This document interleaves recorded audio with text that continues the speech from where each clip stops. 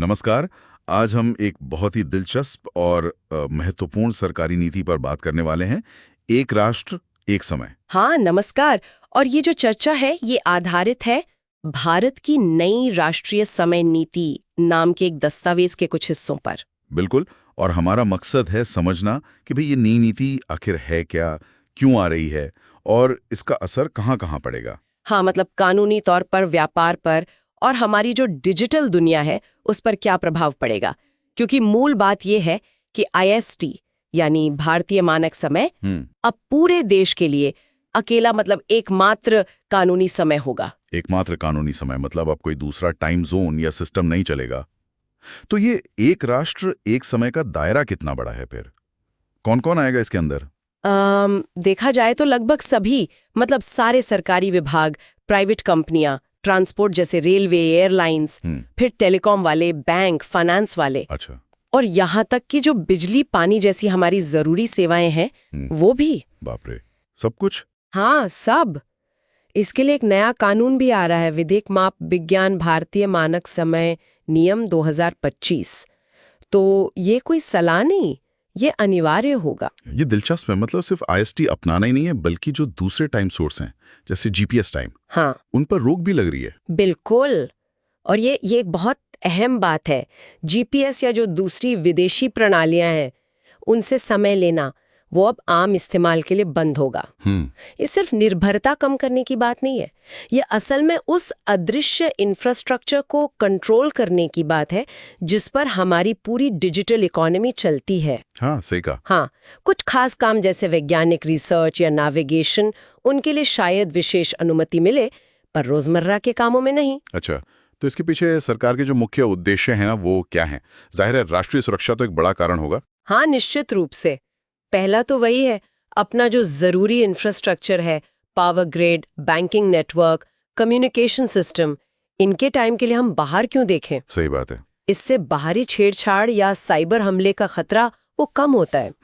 दूसरा, साइबर सुरक्षा। जब सबका टाइम एक होगा, बिल्कुल सटीक और सुरक्षित भारतीय टाइम, तो ऑनलाइन फ्रॉड या साइबर क्राइम को पकड़ना, रोकना वो आसान हो जाएगा। मतलब डिजिटल संप्रभुता बढ़ेगी। और सटीकता की भी बात है इसमें, जैसे बिलिंग वगैरह में गड़बड़ होती कभी कभी, क्या वो कम होगी? हाँ। उम्मीद तो यही है। सोचिए, डिजिटल लेन देन, मोबाइल का बिल, बिजली बिल, स्टॉक मार्केट की ट्रेडिंग, ट्रेन का टाइम। हाँ, हर जगह टाइम ही टाइम है। बिल्कुल। इनमें 1 सेकंड का फर्क भी बहुत मायने रखता है। तो जब एक जैसा बिल्कुल सटीक टाइम होगा तो पारदर्शिता आएगी, हेर फेर की गुंजाइश कम होगी। और हाँ, विदेशी स्रोतों पर निर्भरता कम करना वो भी एक स्ट्रेटेजिक लक्ष्य है। ये सब सुनने में तो बहुत अच्छा लग रहा है, पर एक सवाल मन में आता है, क्या भारत के पास इतनी बढ़िया तकनीक है कि वो पूरे देश को एक साथ इतना सटीक समय दे सके, खासकर जब हम GPS जैसे सिस्टम को छोड़ रहे हैं? हाँ, ये अच्छा सवाल है और जवाब है हाँ है।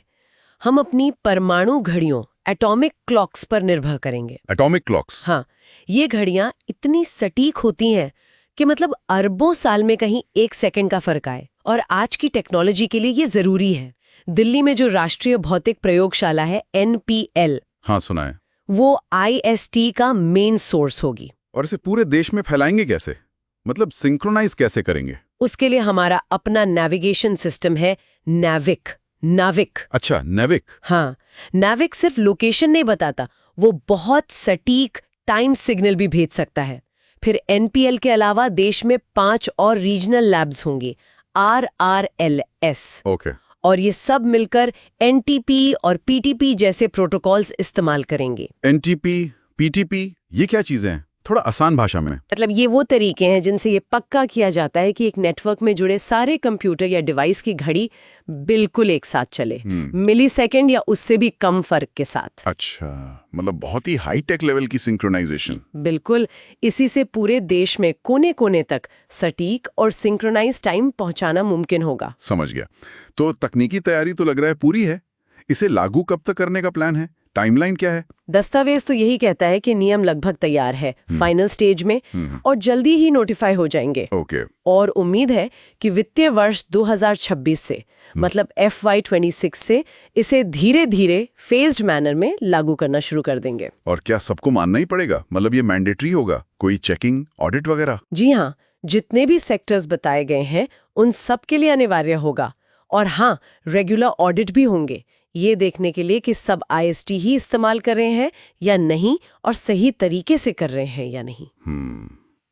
तो कुल मिलाकर ये भारत के लिए टाइम के मामले में एक बहुत बड़ा शिफ्ट है। फोकस है सुरक्षा, आत्मनिर्भरता और सटीकता पर। बिल्कुल सही। ये एक तरह से भारत में एक यूनिफॉर्म, एक सटीक और सुरक्षित टाइम सिस्टम बनाने की तरफ एक बहुत महत्वपूर्ण कदम है। और आज की जो कनेक्टेड दुनिया है उसमें डिजिटल संप्रभुता और राष्ट्रीय सुरक्षा को प्राथमिकता देना ये बहुत जरूरी हो गया है। हाँ, और ये सोचने वाली बात है कि समय जो हमें इतनी बेसिक चीज लगती है, उसका इस तरह से मानीकरण, स्टैंडर्डाइजेशन हमारे रोजमर्रा के डिजिटल जीवन को, अर्थव्यवस्था को और शायद हमारी राष्ट्रीय पहचान को भी कितने अनदेखे तरीकों से प्रभावित कर सकता है। इस पर सोचना वाकई दिलचस्प है।